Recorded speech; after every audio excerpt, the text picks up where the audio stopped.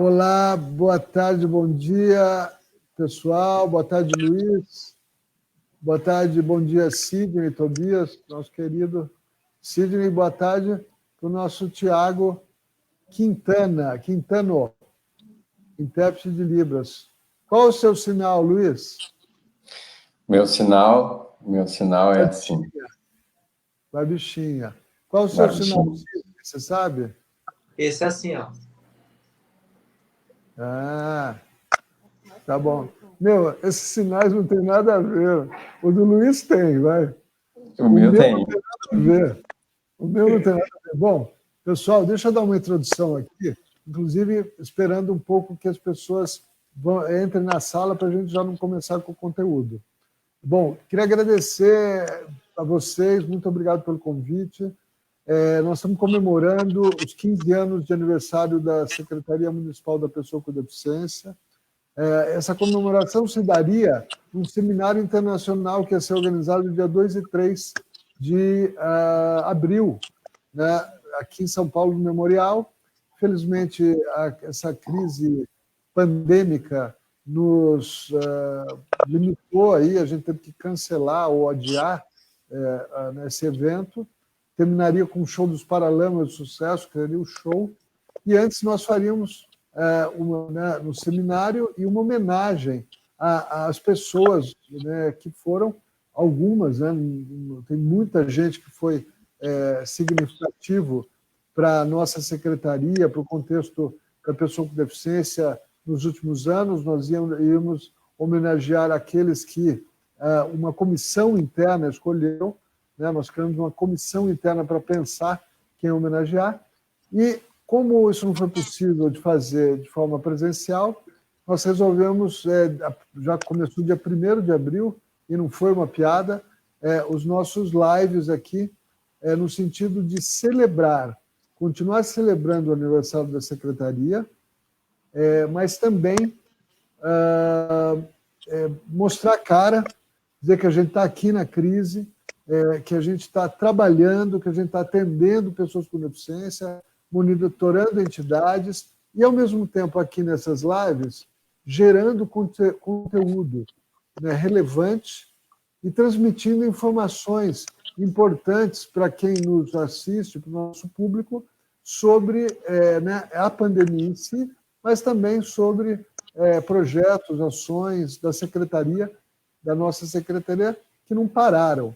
A gente está super nativa, né, super trabalhando e criando, inclusive, novas coisas, lançamento, ou seja, a secretaria está em pleno funcionamento. Então, basicamente esse o objetivo dessas lives. Hoje a gente começa um teste, aí tá dando um retorno do som de alguém aí. Não sei se é o seu, Sidney. Está retornando aí, está retornando no sistema. Bom, nós vamos pela primeira vez fazer esses bate-papos com 2 pessoas. Eu participei semana passada de uma live com mais pessoas e achei que era mais dinâmico. Então, até agora a gente fez aí, no mês de abril, até agora, lives com uma pessoa só, e hoje é a primeira vez que a gente faz com 2 pessoas. Espero que isso, né, melhore a dinâmica e a gente consiga ser mais interessante ainda do que tem sido. Antes de começar, de fato, eu queria agradecer principalmente as pessoas que nos assistem, né, que nos acompanham. Sobe ali um pouco, por favor. Né, o Regis Guariente, que está sempre aqui com a gente. Obrigado, Regis. A turma da secretaria, né, o Eduardo Auge, Mel, Gabriele, desce ali. Cláudia, desce. A Sueli Ingaunes, que esse é pessoal de fora. A Eliana Siqueira, a Débora Janine, a Marinalva Macedo, ou seja, todo mundo que está com a gente aqui, está nos prestigiando. Afinal, nós estamos fazendo essas lives para esse público, né? É muito importante que a gente tenha público Divulguem, essas lives estão acontecendo todos os dias ao meio-dia, amanhã tem mais, a semana inteira, todos os dias ao meio-dia, né, até acabar essa crise, né, vamos ver até onde a gente chega com essas lives. E queria lembrar também, vocês que já estão nos assistindo, a gente já tem algumas dezenas de pessoas aqui conectadas, que aproveitem que vocês estão no Facebook, entrem na página da Secretaria da Pessoa com Deficiência e clica lá o botão like e nos sigam, o botão seguir. Nós estamos fazendo uma campanha para chegar aos 30 mil seguidores. Nós estamos por volta dos 25 mil seguidores agora e a gente quer chegar aos 30 mil seguidores rapidamente. E antes de começar mais uma vez, eu queria dizer que a gente está super nativa, a gente está atendendo pessoas com deficiência em situação de vulnerabilidade, principalmente via entidades. Estamos levando doações de cestas básicas, kits de higiene, máscaras, álcool gel, para entidades carentes que cuidam de pessoas com deficiência em São Paulo. Estamos também, viu, Luiz, viu, Sidney, a ajuda de vocês, de todo mundo que está nos ouvindo e vendo, nós estamos criando uma lista também de famílias, com familiares, com entes com deficiência, que estão necessitadas também, em situação de vulnerabilidade, para potenciais doações, né, de cestas básicas, kits e outras coisas. Nós estamos fazendo uma planilha ampla das necessidades, estamos apresentando para potenciais doadores e mesmo para a própria estrutura da prefeitura, para a gente tentar atender o maior número de pessoas possível. Então é isso, basicamente era o recado que eu queria dar. Agradecer a nossa querida Aline Moraes, que entrou agora, excelentes convidados aqui, está celebrando com a gente, e vamos começar esse nosso papo aí com essas duas figuras, grandes amigos, grandes militantes da causa da pessoa com deficiência, mais do que militantes, dois grandes protagonistas da causa da pessoa com deficiência. O primeiro deles, por ordem alfabética, o Luiz Mauch, né, ele vai se apresentar, mas aí está, apesar de ele não ter uma deficiência, o nome dele está totalmente ligado ao movimento da pessoa com deficiência, a militância, né, a geração de ideias novas e conteúdos novos para esse cenário. E o nosso querido Sidney Tobias, que é funcionário da Prodan e é nosso consultor aqui da SMPED em acessibilidade digital, e nós vamos falar um pouco desse cenário, com foco principalmente nesses recursos digitais. Antes da gente começar com a temática mesmo, eu queria que vocês saudassem quem está nos assistindo e contassem o seguinte, né? Luiz primeiro, depois Sidney. Você vai dizer, e vamos tentar ser rápido nas perguntas e respostas para a gente ter tempo de explorar mais os assuntos. Né? Eu pergunto isso para todo mundo, tem perguntado nesses bate-papos. Então vamos começar assim. Luiz, né? Quem é o Luiz Mauch? Você vai contar para a gente. E Sidney, quem é o Sidney Tobias? Vai lá, Luiz. Legal, Sid. Primeiro, queria te agradecer o convite, dar os parabéns aí por essa iniciativa. Acho que é super importante nesse tempo que a gente está todo mundo isolado, seguir tendo acesso a conteúdo relevante, informação, uma iniciativa bacana. Difícil essa pergunta, hein, Cid? Eu acho que eu estou há anos tentando responder ela, né? Quem é Luiz Mauch, ou quem cada um que é, mas acho que dentro dessa perspectiva nossa de inclusão e da luta de muitos anos, eu acho que eu sou um cara, acima de tudo, curioso, um empreendedor e um cara que há bastante tempo quer mudar essa realidade e contribuir para a mudança dessa realidade do processo de inclusão das pessoas com deficiência, né? Nessa trajetória, eu já estou há mais de 17 anos trabalhando em prol da inclusão.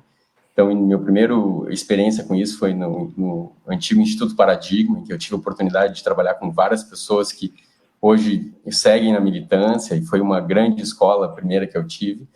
Aí, depois disso, há 15 anos atrás, a gente fundou a Mais Diferenças, com um grupo de pessoas também que tinham esse mesmo intuito.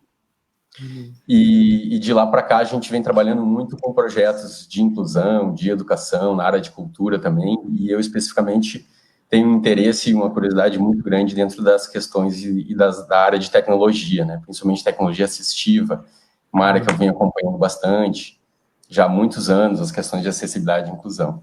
E mais recentemente, nessa linha também da tecnologia, eu fundei uma empresa que chama Catálise, então a gente tem na Catálise muito mais foco nas questões de soluções para tecnologia assistiva, pensando sempre em grande escala.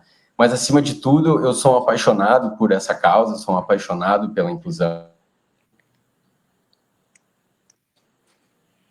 Ixi, travou. Travou. Bom. Pela acessibilidade, sair deu uma travada, viu, Luiz? Né? Quando você deu uma saída e deu uma voltada. Vai, vamos lá. Vamos lá. Terminou? Mas é isso. É isso aí, olha. Não, e outra, só mandar um abraço aqui, não sei se ela está nos acompanhando, mas uma figura que também está muito, obviamente, associada a você, muito próxima, né? E eu sempre, quando penso em um, penso no outro automaticamente, é a sua irmã, né? E eu queria que você falasse um pouco também da mais diferença, né? Ampliasse um pouco na sua introdução. Sim. Eu fui cooptado nessa área muito pela Carla, né, que é minha irmã mais velha, então, inicialmente, eu vim ajudar ela. A minha formação inicial era uma formação na área de gestão, de administração, então, eu sempre fui esse lado, no início, muito focado nas questões de gestão das organizações, mas com o tempo eu fui me apaixonando pelo tema e pesquisando muito nisso. Então, e eu acho que é muito legal o que a gente tem também dentro da Mais Diferença, além dessa relação de irmãos, porque a gente consegue nisso, tem o lado bom, o lado ruim de ser irmão, mas acima de tudo a gente é super parceiro nessa área. Então a gente vem conseguindo trabalhar muito próximo também, e eu entendo que a Mais Diferenças no seu percurso histórico foi uma organização que contribuiu muito para os processos, principalmente de educação e de cultura, né? Então a gente sempre teve uma visão em trabalhar na política pública, que era uma forma que a gente teria de ampliar o impacto e o acesso das pessoas com deficiência na área de educação, apesar da gente também já ter trabalhado muito com outros processos de inclusão na área da saúde, na área do emprego, trabalho, mas eu acho que a nossa maior contribuição nesse sentido foram os processos de educação. Então, contribuindo sempre com projetos em alguns municípios, com projetos estaduais, projetos nacionais, e hoje também a gente vem fazendo alguns projetos fora do Brasil também. A gente tem um projeto na África, na região de Moçambique, apoiando a região de Sofala nos processos de inclusão também das pessoas com deficiência. Então, é um trabalho muito, muito bacana, em que a gente se dedica muito, né? A gente teve isso como uma missão de vida, assim, um chamado. A gente tem muito, muito prazer e orgulho também de fazer parte desse grupo que trabalha e milita também para os processos de inclusão das pessoas com deficiência. Bom, um abraço também para a nossa querida Carla Mausch. Espero que ela esteja nos escutando, se não, transmita a ela um forte abraço. Você sabe quanto eu gosto e respeito o trabalho de vocês. Sidney, obrigado. Você, quem é o Sidney Tobias? Conta para a gente. Vamos lá. O Sidney Tobias é um cara com 54 anos, moreno, cabelos olhos castanhos, que perdeu a visão aos 13 anos devido a uma uveíte, que é uma inflamação na uva, um setor do globo ocular, e que desde então, né, tem vivido assim, adaptado à condição de pessoa com deficiência, no meu caso, cego. Eu me graduei em administração de empresas e estou atuando como analista de sistemas há 32 anos na Prodam, e tive a grata satisfação de ser convidado por você, Cid, para atuar na Secretaria Municipal de Pessoas com Deficiência com acessibilidade digital. Só isso? Não, tudo bem, eu estou brincando, é muita coisa. O Sidney, vocês sabem, além de ele ser um super cara, gente finíssima, né? Um cara fácil de lidar, né? Gente boa, né? É um grande conhecedor de tecnologia assistiva, mas principalmente de acessibilidade digital e comunicacional, que vai ser, acho que, o grande tema que nós vamos abordar aqui. Ô, Luiz, eu queria explorar um pouco mais essa sua adesão, essa sua, né, ligação com o cenário da pessoa com deficiência. É porque nem você nem a Carla têm deficiências, vocês são né, pessoas sem deficiência. Como se deu essa aproximação, essa ligação tão grande, né? Vocês que são tão emblemáticos, né, sempre foram nesse cenário da pessoa com deficiência. Como eu comentei, né, Cid, eu fui puxado nessa história pela Carla, assim, mas a Carla, desde que eu me lembro, eu muito criança, ela já tinha essa vocação, né? Acho que desde os 13, 14 anos de idade, ela já dizia que ela queria trabalhar com pessoas com deficiência. E a gente nunca teve, né, a gente não tem deficiência, não tem ninguém na nossa família, não teve ninguém muito próximo que nos colocasse nesse meio, como muitas vezes é um caminho natural, mas eu acho que foi muito nessa linha do chamado mesmo, a gente entender que é uma missão, né? Nossa família vem de uma região do interior do Rio Grande do Sul, então a gente também tinha alguns contatos e acessos a essas questões e vontade de mudar um pouco a vida das pessoas, né? Eu sempre tive essa questão também. E eu acho que, acima de tudo, é um processo que, independente da gente ter ou não deficiência, a gente escolheu isso como vida, como carreira, como missão também, né? E para mim, é uma missão apaixonante, super importante, em que a gente trabalha sempre na melhoria da qualidade de vida, não numa perspectiva de ajudar ou numa perspectiva assistencialista, mas sempre uma perspectiva de empoderamento e trabalhando sempre muito próximo junto das pessoas com deficiência. Então, eu tive sempre muita oportunidade de aprender com as pessoas com deficiência, de poder ter acesso, enxergar também o outro lado da vida, outras questões, e que não são pessoas que são heróis e que são coitados, mas são pessoas normais como qualquer um de nós e que têm as suas questões, têm as suas limitações funcionais, mas isso eu acho que é um grande privilégio, quem se dedica a essa área, quem pode trabalhar com isso, e como uma escolha também, né? Então, isso veio de um processo muito natural, que aos poucos, como eu falei, a gente vai se apaixonando. E às vezes, nas crises que a gente tem na vida, né, ao longo do tempo, às vezes eu penso, nossa, já são muitos anos dedicando, fazendo, porque também não é uma questão fácil, não é um tema fácil da gente se dedicar, né? Acho que as organizações também sofrem de algumas das barreiras e alguns dos preconceitos também muito diferentes, sem sombra de dúvida. Não posso querer comparar, né, o que uma pessoa que não tem deficiência, que vive nesse meio, vive em relação a quem tem uma deficiência. Mas eu acho que eu não tenho mais a gente não tem mais como escapar disso, assim, né? É um processo mesmo, é uma escolha que nos trata. Está no DNA, exato, está no DNA. E aí acho que vai entrando nas próximas gerações, a minha filha também, ela olha, ela percebe as coisas, né? Ela fica sempre muito, muito atenta a isso, assim. Bom, Sidney, e você? Como é que foi, né? Você adquiriu uma deficiência, né? Você passou a adolescência, né? E a vida adulta inteira. Como você chegou na militância?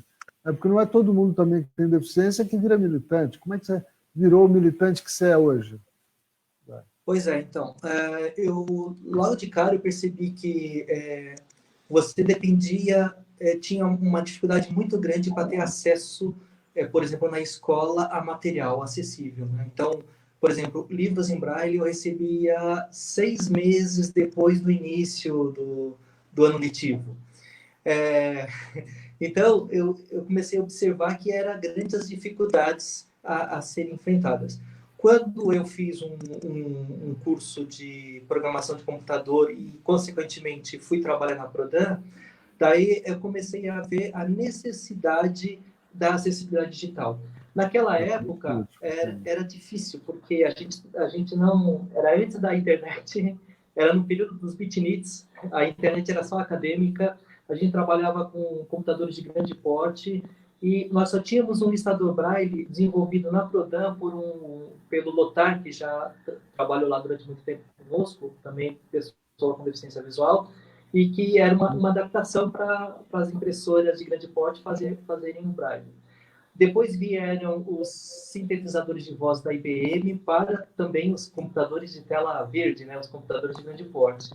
E quando se popularizou os softwares leitores de tela, por meio de software estrangeiro, tinha o BRIT, que fazia a ponte entre nós e o computador, mas era muito caro. Daí veio o pessoal da Universidade Federal do Rio de Janeiro, fez o DOSVox, daí começou a popularizar o uso dos leitores de tela. E daí a gente começou a perceber, opa, os sites não são tão acessíveis. E daí eu e outros, né, por exemplo, eu posso até citar aqui o Paulo Romeu e o Lércio Santana, da Prodan, também são cegos, tiveram um trabalho grande, protagonismo grande, né, no desenvolvimento da acessibilidade. No Rio de Janeiro, o MAC, que já faleceu, que desenvolveu inclusive um site para explicar aos desenvolvedores a importância e como acessibilizar site. A Leda Lúcia, que também é lá do Rio, e recentemente encontrei na reunião da BNT, a qual eu participo representando a secretaria, também batalhando sobre acessibilidade. Então, aos poucos, no conjunto, a gente foi criando essa demanda. Pessoal, olha, os sites têm que ser acessíveis, né? As coisas têm que ser acessíveis, os cidadãos têm que ter acessibilidade, o munícipe, em cada município tem que acessar os serviços públicos, na União ou no Estado, a gente tem que ter acesso. Nós somos consumidores, entramos nos sites, né? A princípio, tinha uma ideia bastante errônea, bem fora do desenho universal, que era criar sites, muitas vezes bem horríveis em relação a design, né? Próprio para leitor de tela. Então, assim, havia o site regular e o site adaptado. A gente foi, não é assim, gente, a gente tem que fazer diferente. E, aos poucos, a gente foi entrando nessa questão de brigar por um direito, né, de participação plena.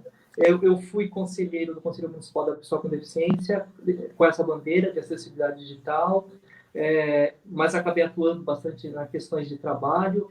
Então, no final das contas, a gente que somos pessoas com deficiência acaba se envolvendo em todos os temas que envolvem a pessoa com deficiência. Mesmo que aquele tema diretamente não nos afete no momento, mas já passamos por aquilo, talvez já conhecemos os caminhos das pedras, ou vimos as dificuldades que não conseguimos na época superar, então a gente se coloca à disposição para atuar. Como você mesmo disse, não são todos, né? Mas quem tem essa visão mais macro, né, das pessoas com deficiência como um todo, não só ali no seu quadradinho, acaba atuando. Isso aí.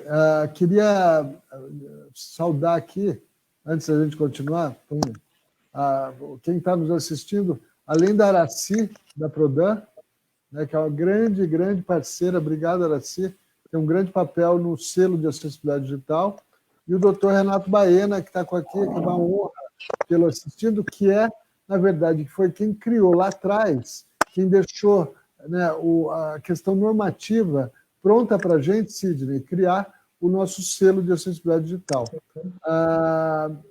Eu queria que você... Vamos começar falando desse selo? Primeiro, o Sidney ajudou a criar. Eu vou falar com o Luiz primeiro. Luiz, você conhece o nosso selo de acessibilidade digital. O que você acha dessa iniciativa do selo? O que você acha da iniciativa da SMPED CPA terem criado o selo de acessibilidade digital? Eu acho que é uma iniciativa super importante, né, Cid, fundamental, primeiro porque ela traz a informação, ela divulga os conceitos, o que as pessoas precisam para ter um site acessível, porque muitas vezes as pessoas têm muita dúvida de como tornar um site acessível, algumas vezes ainda o fazem, mas fazem com alguns problemas, com algumas dificuldades. Então, acho que a ideia de ter um selo que possa divulgar a importância, a relevância de se ter um site acessível, ela é fundamental, né? E acima de tudo, também criar parâmetros para que as pessoas possam ir avançando nos seus projetos de acessibilidade. Então, ele é um processo, ele é um reconhecimento. Eu acho que também sempre é muito importante a gente reconhecer as iniciativas que são acessíveis, são inclusivas, porque assim é uma forma que a gente tem também de poder ampliar o número de pessoas interessadas e também aumentar a visibilidade sobre o tema. Então, eu acho que é uma ação muito importante. Se a gente for pensar, é uma ação de caráter municipal, mas que, por São Paulo ter toda a sua estratégia, acaba abrangendo, né, a nível nacional, diversas organizações, empresas. Então, eu acho que é uma iniciativa super importante e seria fundamental que outros aderissem ao selo, outras empresas entrassem também dentro, né, transformando os seus sites também mais acessíveis, mais simples de serem utilizados, né? Hoje, além da acessibilidade, a gente fala muito também de UX, User Experience, da usabilidade, né? Então, eu acho que são iniciativas super importantes para a gente poder divulgar e cada vez mais as pessoas aderirem também ao selo. Sidney, você que é meio pai, meio padrinho, meio, né, meio gestor, né, do selo, o que você acha dessa nossa criação aqui e qual o papel que esse selo assume neste momento de transformação e aceleração digitais, ou seja, agora as empresas e as grandes organizações estão correndo para ver como é que elas digitalizam ainda mais seus processos e principalmente as interfaces com o público, com a população. Qual o papel desse selo nesse cenário, Sidney? Então, o papel do selo nesse cenário é importantíssimo. É bom lembrarmos que lá atrás, em 2008, criou-se o decreto para que pavimentou, né, a criação do selo propriamente dito. Mas naquele momento, não havia um mecanismo de você poder avaliar com precisão e com escala a acessibilidade dos sites. E isso é importante. Por exemplo, a título de exemplo, só na Prefeitura de São Paulo há 200 mil páginas. Então, é um trabalho muitíssimo grande. Agora, essas 200 mil páginas têm conteúdo, têm serviços, e que o cidadão com deficiência visual, com deficiência auditiva, ou qualquer outro cidadão da cidade de São Paulo, ou que transita por aqui, precisa acessar. E não havia uma forma de avaliar com precisão até quanto né, as barreiras de acessibilidade impediam esses cidadãos de ter acesso. O que fizemos agora na Secretaria? E ontem, né, dia 17, Dia Internacional... verdade. Né, fez 2 anos da criação do selo. Aproveitamos os parâmetros existentes, né, da W3C, no documento WCAG, e os parâmetros também de acessibilidade do EMAG. Aproveitamos o validador automático. Existia vários, mas a gente optou por esse nacional, o ASIS Web, do Ministério do Planejamento, para dar uma métrica, né, a respeito da acessibilidade desses sites todos. Imagina, a sociedade luta por uma sociedade mais livre, mais justa, mais próspera. Agora, como é que seremos justos, prósperos, se, né, a gente não tem acesso às informações? Então, outras medidas, e a acessibilidade ela não se faz com uma única ação ou com um único ente, ou um único agente, não, um conjunto. Outras medidas têm favorecido a gente ter acessibilidade nos serviços públicos, por exemplo, né? Os serviços estarem online, e eu acredito que cada vez mais pode haver serviços que dispensam a ida presencial, que pode ser resolvido pela pessoa da sua própria casa. Então, os serviços estando online favorecem todos, inclusive as pessoas com deficiência. Agora, se eles estarem online, como eu acesso a esse serviço? Desde o cadastro, desde a consulta, o acompanhamento, tem que ser digital. A prefeitura tem feito isso, por meio de um programa de digitalização de todos os serviços, fim da papelada, né? Isso, para mim, que tenho deficiência visual, é ótimo, porque eu não consigo, com facilidade, ler o papel. Tem que usar um scannerzinho e tal, mas se o processo, se o documento está digitalizado, né, com as ferramentas de leitura de tela, eu consigo fazer a leitura. Então, a prefeitura tem feito a digitalização disso e a gente tem feito, com a Secretaria Municipal da Pessoa com Deficiência e as demais secretarias, workshops, publicações para ajudar as secretarias, as subprefeituras e outros órgãos da prefeitura a manter a acessibilidade digital, ou tirar dos seus conteúdos as barreiras digitais. Por exemplo, orientando como se faz uma descrição de imagem eficaz, né? Ajudando também na acessibilização dos componentes web para que os sites sejam acessíveis. Esse movimento que acontece na prefeitura, obviamente, foi além. Então, por isso que outros órgãos também buscaram ter o selo, empresas privadas também. E o Ministério Público tem olhado com carinho esse nosso movimento, tanto é que sempre eles encaminham para que façamos a avaliação, né, de sites. Verdade, a gente tem sido um braço. A doutora Débora Kelly, muito gentilmente, brincando, diz que se não fosse a CPA, o CPA Cadu, né, nossa turma de CPA Cadu, assistindo o Ministério Público, tanto do ponto de vista arquitetônico como digital, ela não teria como trabalhar.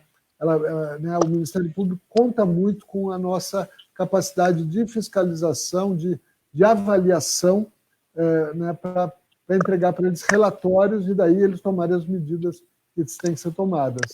Luiz, a acessibilidade digital está muito colada com o tema de acessibilidade comunicacional. A gente fala disso há muito tempo. Como você avalia o estado de maturidade, né, desses recursos, dessas conquistas, e o que você imagina que esse momento de pandemia pode trazer de positivo para essas ações que a gente defende há tanto tempo? Eu brinco sempre, Cid, assim, que hoje a acessibilidade digital, comunicacional, é a nova acessibilidade física e arquitetônica, né? Porque eu acho que muito do movimento, e quando a gente começou a falar de acessibilidade, a gente sempre tinha em mente a questão mais arquitetônica, as rampas mais concretas, assim. Então, eu acho que a gente está vivendo, já tinha essa tendência, mas falando hoje nesse período de Covid, sem dúvida a gente vai acelerar muito, ou a gente pelo menos deveria acelerar muito as questões de acessibilidade digital e comunicacional. Porque hoje todo mundo está nas suas casas, estão isolados, a gente tem acesso a entretenimento, a gente pode ver um filme online, a gente pode ver um Netflix, todas as outras plataformas que tem, a gente pode assistir uma série de lives, conteúdos, informação, entrar no site, a gente pode compras online, né? Então tem uma série de serviços, a gente pode acessar os serviços públicos que qualquer pessoa hoje faz, mas isso não é uma realidade para as pessoas com deficiência. Então eu acho que a gente vive agora um momento muito oportuno e que a gente vai poder avançar muito com as questões de acessibilidade digital e comunicacional. Então, pensando que, ao mesmo tempo, o Brasil é um país que tem avançado muito nesse segmento, apesar da gente ter ainda muita coisa a ser feita, muita conquista.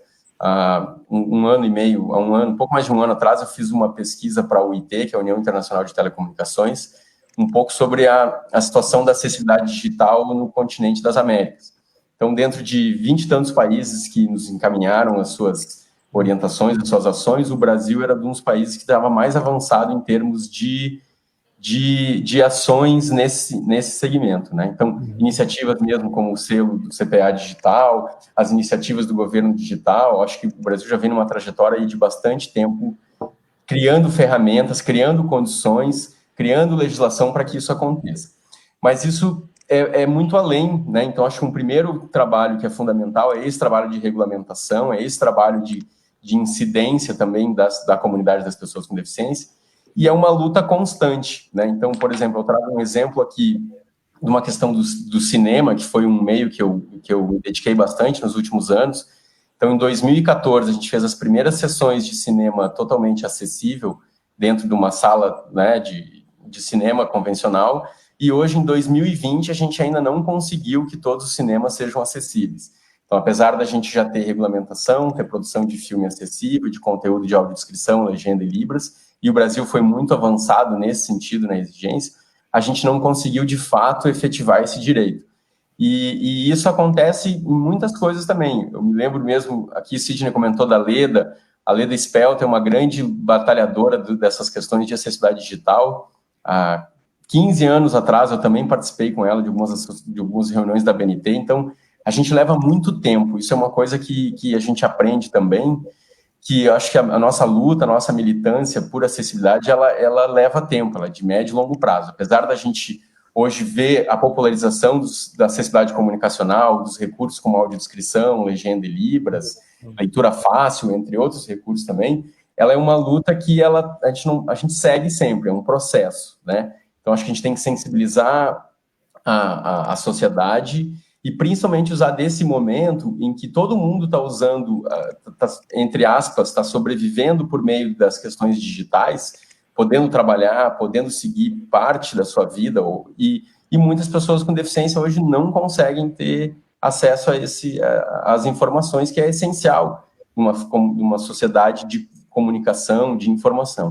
Então, acho que é muito importante essas iniciativas, a gente unir esforços também, de como a gente consegue ter recursos de acessibilidade, como a tecnologia pode contribuir para esse processo. Uma outra coisa importante é que a tecnologia avança. Então, a impressão que eu tenho, muitas vezes, é que a acessibilidade está sempre correndo atrás desse avanço da tecnologia. E a gente tem que parar com isso, a gente tem que entender que uma nova tecnologia ela tem que ser lançada a partir do princípio do desenho universal, em que a gente não precisa, quem trabalha com acessibilidade, correr atrás para adaptar, né? Mas que essa nova tecnologia já seja lançada uma perspectiva em que todos podem ter acesso. Sobe ali um pouco, eu queria... quem está aqui com a gente, duas figuras da Prodan, sobe um pouquinho mais, que é o Laércio está aqui com a gente e a Araci.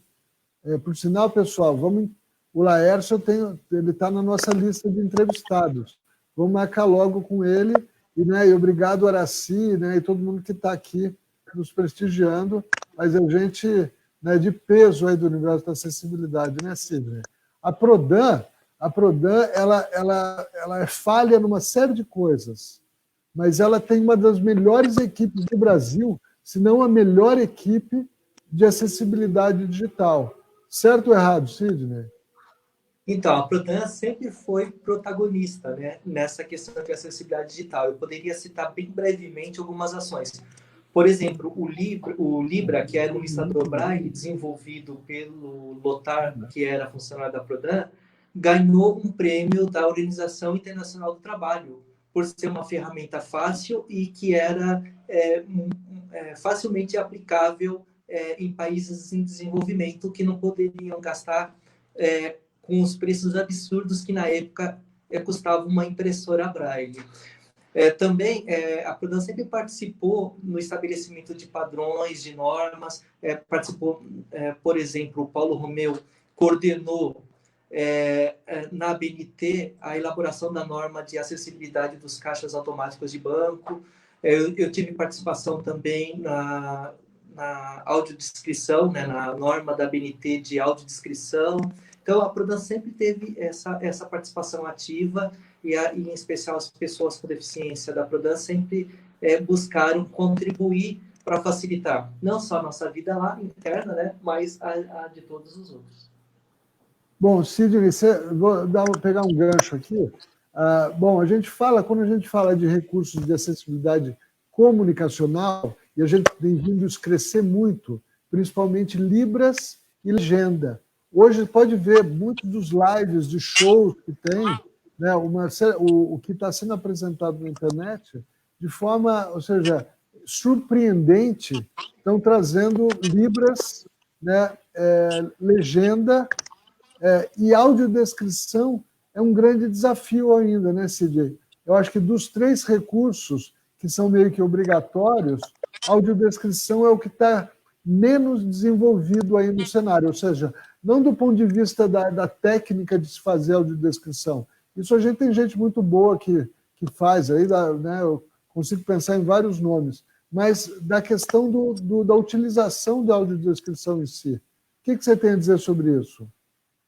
Eu acho que nós perdemos muito tempo no passado por conta de lobbies, sabe? Assim, pessoas ligadas às grandes redes de TV que fizeram com que um ministro da época, que tinha vindo também de uma grande TV, empurrasse a lei lá para frente. E então a gente perdeu muito tempo com isso. Hoje a gente já tem uma certa quantidade de conteúdo nas TVs abertas com audiodescrição, mas não é toda a programação. O grande problema está sendo, de fato, o cinema, né? Porque a gente gostaria de poder estar mais presente assistindo os filmes, mas toda vez que chega na data da lei realmente entrar em vigor, eles prorrogam por mais um tempo e isso tem atrapalhado bastante. E aí afeta nós, que dependemos de audiodescrição, e afeta também as pessoas com deficiência auditiva, que dependem de janelas de Libra e janela de Libra, né? Porque a legenda closed caption é mais comum. Então, a acessibilidade comunicacional, ela foi, de fato, atrapalhada, né, por conta desses lobbies de companhias que achavam que ia ser um custo grande, e, na verdade, não é tão grande assim, e, na verdade, tem um bom retorno. Eles que fizeram com que a gente perdesse muito tempo. O Luiz, eu acho, né, eu vejo aqui, a gente tem se esforçado para fazer tudo com os recursos de acessibilidade comunicacional. E, de fato, a gente tem avançado muito mais com libras e legenda e muito menos com audiodescrição, porque as nossas experiências aqui, né, com audiodescrição, inclusive a gente tem uma licitação agora para acontecer né, sobre isso, os preços são muito altos, o custo da audiodescrição, ainda na minha percepção, né, é muito alto. Como é que você vê isso? Como é que a gente torna essa prestação de serviços mais acessível, né, à capacidade financeira de empresas, governos, ou seja, dos contratantes em geral? Acho que isso é um bom ponto, Cid. Eu acho que as questões, historicamente, quando a gente olha para as questões de tecnologia assistiva, de acessibilidade, a gente sempre tem essa questão muito atrelada entre alto custo e baixa demanda, né, muitas vezes nesse sentido. Então, inicialmente, a gente tinha muito uma questão de equipamentos caros, mesmo como o Tobias, o Sidney trouxe aqui, o custo de uma impressora Braille, quanto que isso custava, né? Então, a gente sempre teve, eu acho que isso muito ligado entre as questões de oferta e demanda. Então, hoje, ao mesmo tempo que produzir os conteúdos acessíveis e acessibilidade comunicacional, a gente demanda dos profissionais, então um bom intérprete de Libras, um bom audiodescritor, demanda a formação desses profissionais, as pessoas que fazem legenda, tudo isso. Então, quando a gente põe esse conteúdo num vídeo, a gente está fazendo uma mini produção, né, audiovisual. Então, a gente tem que ter qualidade do som, qualidade da imagem, qualidade desses recursos. Isso, de uma certa forma, tem hoje um certo custo. E eu acho que principalmente por também questões de demanda. Então, a gente sabe que, eventualmente, acontece um dia, tem uma peça de teatro acessível que tem um profissional. E para fazer esse processo, a pessoa precisa conhecer da obra, precisa fazer o roteiro, precisa estudar, dedicar tempo, para que a gente tenha qualidade nesse processo de acessibilidade. Ao mesmo tempo, eu, particularmente, já há bastante tempo tenho tentado olhar e entender isso. Como que a gente consegue criar alguma ferramenta, alguma coisa que consiga também olhar para esses dois lados, valorizar os profissionais e toda a sua dedicação em termos de produção desses conteúdos, valorizar a qualidade do material e dessa produção que é feita, porque é fundamental para as pessoas com deficiência, não adianta só ter o recurso, mas se o recurso não for de qualidade, e como que a gente também consegue atender o mercado trazendo um custo mais acessível, mais razoável, né? Então, hoje, o que a gente vem buscando, procurando, é como usar as tecnologias para melhorar a transmissão e reduzir o custo. Um exemplo do que a gente fez, o ano passado, a gente fez o Fantasma da Ópera, a gente conseguiu fazer todas as sessões acessíveis do Fantasma da Ópera. Então, isso era uma coisa também que a gente batalhava bastante tempo, que não era ter só uma sessão no domingo de manhã ou no sábado e tal, porque também as pessoas muitas vezes dizem, olha, eu faço o recurso acessível e as pessoas com deficiência não vêm. porque a gente não tem essa cultura ainda, a gente está construindo essa cultura também de formação de público, né? Tanto no meio cultural quanto nos outros meios também. E eu acho que quando a gente fala de acesso ao conteúdo, à informação, a gente tem que ter duas questões muito importantes. Uma que é uma perspectiva de direito, as pessoas têm direito a acessar o conteúdo, as pessoas têm direito a acessar a informação. E outra, que é também um equilíbrio de uma própria que elas estão em uma relação de mercado, então as pessoas também são consumidoras, elas também têm acesso a recursos e o direito de comprar, né, comprar cultura, comprar produtos, tudo isso. Então, acho que a saída para isso, Cid, é um pouco a gente conseguir ter esse equilíbrio. E na medida em que a gente também tem envolvimento da sociedade e traz a importância desses recursos, a gente amplia essa demanda e, sem dúvida, a gente vai ter uma redução de custos. Seja porque a gente vai ter mais profissionais capacitados e com qualidade oferecendo esse serviço no mercado, seja porque a gente vai ter também um maior consumo. Então, eu acho que hoje a gente está um pouco nesse meio buscando isso, né? Num equilíbrio ainda do que a gente vai ter. Mas eu vejo que no futuro a gente vai ter uma redução de custos sem a gente ter também uma questão da própria mão de obra, sem que as pessoas também recebam o que é justo, recebam o que é certo pelo seu trabalho qualificado, né? E eu acho que a própria prefeitura, a secretaria, também vem nesse empenho de como a gente consegue ampliar essa oferta, né? A gente também vem pesquisando ferramentas e eu acredito que em pouco tempo a gente vai conseguir ter alguma coisa também que vá oferecer isso para as pessoas. Não, é uma loucura, né? O centro, o que eu sempre digo, né? O centro disso é tecnologia. Quanto a gente vai ter que saber, aprender a usar mais tecnologia, talvez mudar um pouco, vir outras coisas, maneiras automáticas, né? Vamos dizer, digitais de fazer audiodescrição, sei lá. Sidney, como é que você vê, né, essa questão da tecnologia, aumento da tecnologia no provimento desses recursos, e como é que você vê o impacto disso tudo que a gente está vivendo e o que a gente pode trazer de novidade para a próxima edição do Sem Barreiras? Porque acho que o grande espaço, viu, Luiz, que a gente pode ter para testar, para exercitar, para promover a questão das tecnologias assistivas, nesse momento, dentro da nossa seara, é o Sem Barreiras. A gente tem que focar, nos esforçar aqui para concentrar no Sem Barreiras toda a inovação que a gente pode trazer para esse universo agora em setembro. Como é que você vê isso, Sidney? Então, a tecnologia sempre foi favorável, né, para a gente. Eu sempre falo que a tecnologia facilita a vida das pessoas, mas para nós com deficiência, ela possibilita as coisas, né? A título de exemplo, mais recentemente, os avatares de Libras permitiu que as pessoas com deficiência auditiva tenham acesso ao conteúdo do site que está na língua portuguesa e que muitas das pessoas com deficiência auditiva não tinham acesso por serem unicamente alfabetizados em Libras, né, e só usarem a Libras como língua, e agora os avatares permitem. Existe hoje aplicativos que já faz a legendagem automática, ou seja, a gente vai falando e ele vai legendando. Então, aos poucos, a tecnologia vai permitindo que o acesso seja garantido e de uma forma bem prática, inclusive barata também, né?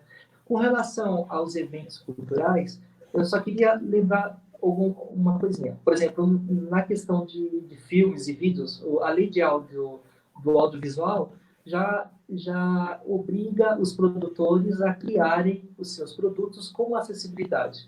Então, assim, já está na lei, eles já podem colocar no projeto, já podem usufruir das isenções tributárias por meio das leis de incentivo. Então, não tem por que não fazer. Tanto é que todo filme nacional hoje já vem no pacote todos os recursos de acessibilidade. Então, em relação aos filmes, o que a gente tem, a dificuldade que a gente tem é nas salas de exibição. É o equipamento para converter aquilo que está lá no pacote, que está sendo transmitido para a gente em Libras para a gente em audiodescrição, em legenda, closed caption.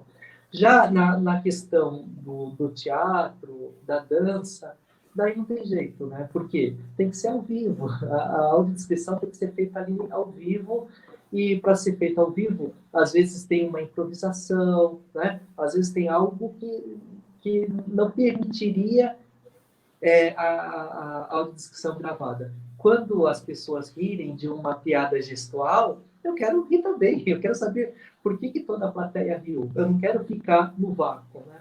Então, a audiodescrição, ela tem que ser boa e tem que ser online.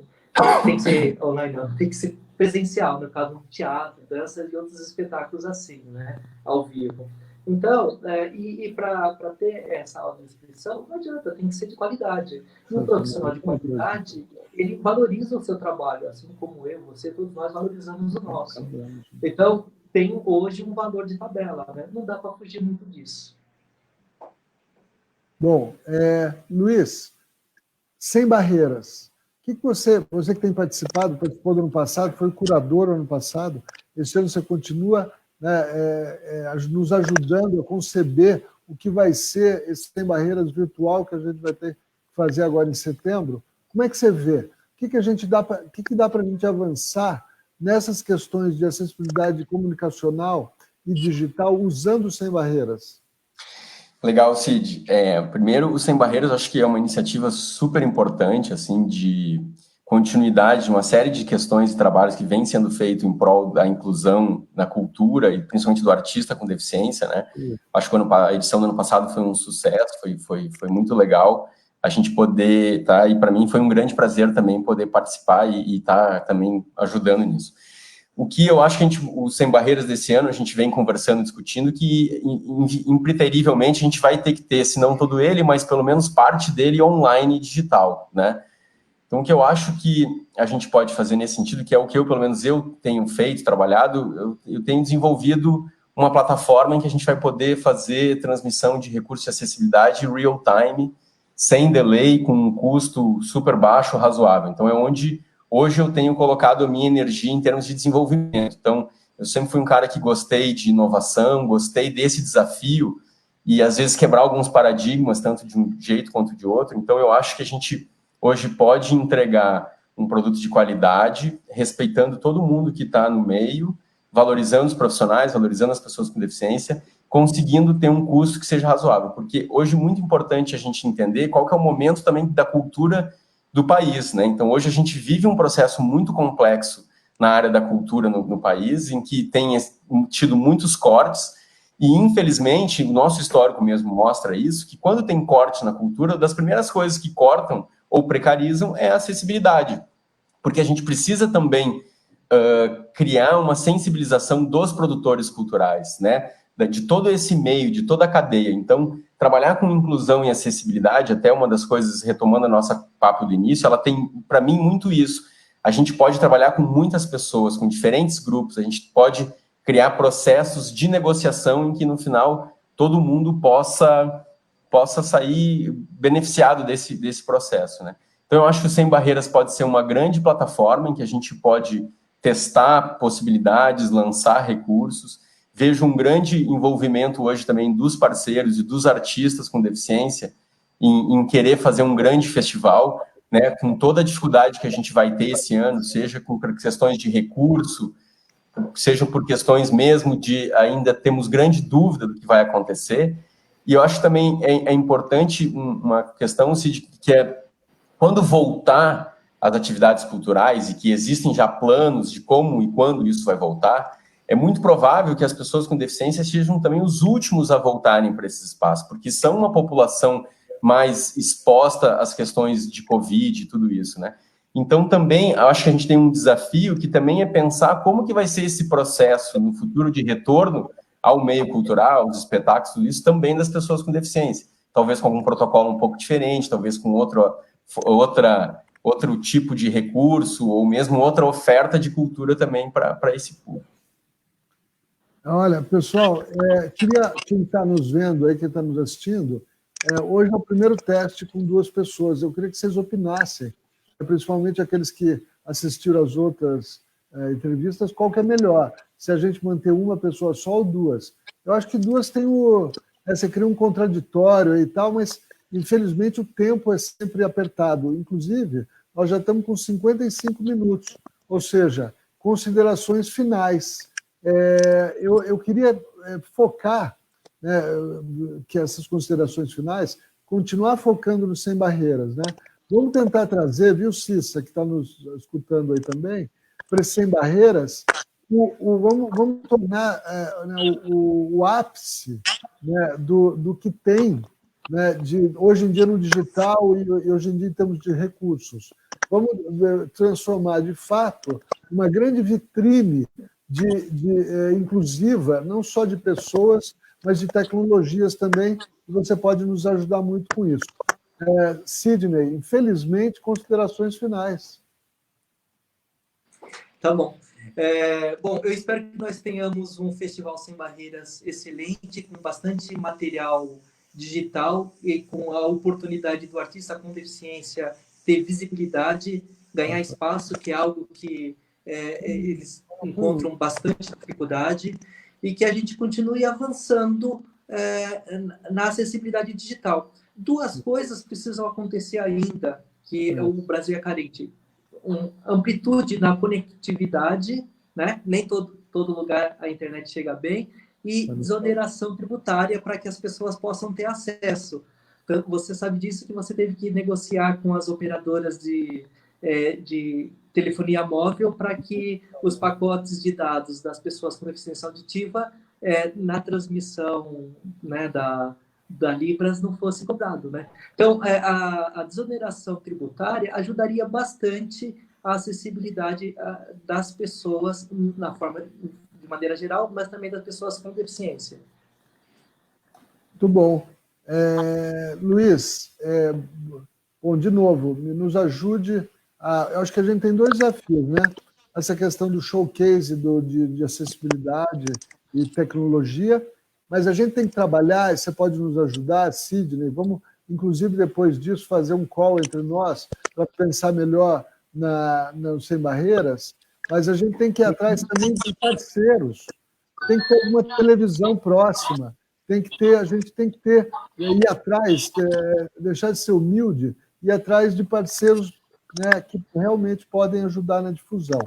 Luiz, considerações finais, infelizmente. Infelizmente. Primeiro, muito obrigado, é um prazer, passa rápido, né, Cid? A gente pode falar aqui o dia inteiro, Sidney, Cid, eu também, todo mundo, mas eu acho que considerações sobre o Sem Barreiras, eu acho que muito desse momento que a gente está vivendo, e eu vi aqui alguns comentários das pessoas também na live, eu acho que a gente precisa, eu não gosto da palavra sensibilização, mas de fato a gente precisa fazer isso, né, que é criar uma palavra em inglês que é awareness, a gente precisa trazer isso. Eu acho que esse ano o Sem Barreiras deveria ser um festival para sensibilizar não só para as questões da cultura, da importância dos artistas com deficiência, da cultura inclusiva, mas para sensibilizar como a causa como um todo, né? Eu acho que a gente tem uma grande oportunidade e concordo-se de que a gente pode trazer grandes meios para trazer essa visibilidade, em que a gente mostra através da arte inclusiva, através da cultura inclusiva, da acessibilidade, o potencial que as pessoas com deficiência têm e todas as barreiras e dificuldades que eles enfrentam no seu dia a dia. Então, acho que a gente levando o nome do festival na perspectiva do Sem Barreiras, eu acho que ele é um grande instrumento muito poderoso para, através da arte, da cultura, poder sensibilizar a população como um todo.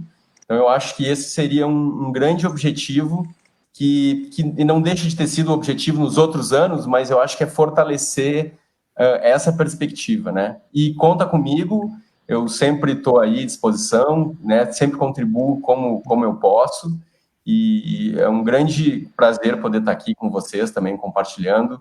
Gosto muito do seu trabalho, que vem sendo feito há muito tempo, Cid, acho que é uma pessoa muito importante nesse meio também, então a gente sempre está à disposição.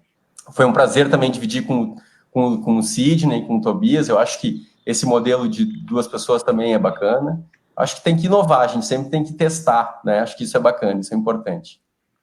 Bom, eu tenho falado o seguinte, que uma das coisas que a gente está fazendo com essas lives é um pouco criar uma união, um contexto, e a gente precisa aumentar isso.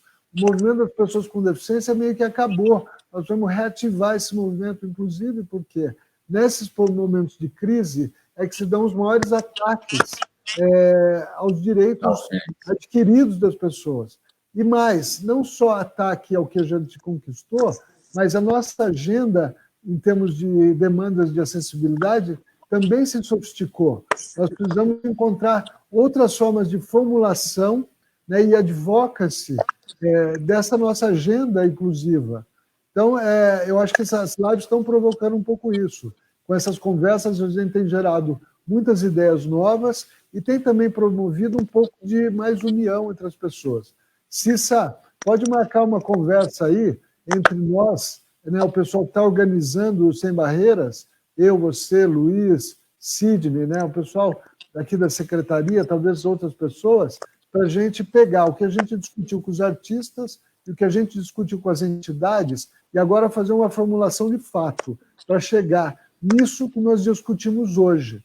O Sem Barreiras é um verdadeiro showcase do que a gente tem melhor em termos de recursos, de tecnologia e de pessoas nesse processo inclusivo. E como o Luiz falou, né, o Sidney também corroborando, usando a cultura como um excelente canal de mudança de cabeça das pessoas. Gente, 12:01, passamos já 1 minuto. Queria agradecer mais uma vez todos que nos prestigiaram aí. A gente sabe que a gente está disputando com várias outras lives, nós estamos no mundo das lives atualmente, então é um prazer tê-los aqui. Esse vídeo continua na web, então divulguem para os seus amigos, para os seus mails, esse tema tão importante da acessibilidade digital. Pessoal, muito obrigado. Luiz, muito obrigado. Sidney, muito obrigado. Tiago, muito obrigado. E amanhã tem mais. Um abração para vocês. Abraço, Sidney. Obrigado. Tchau. Tchau, tchau.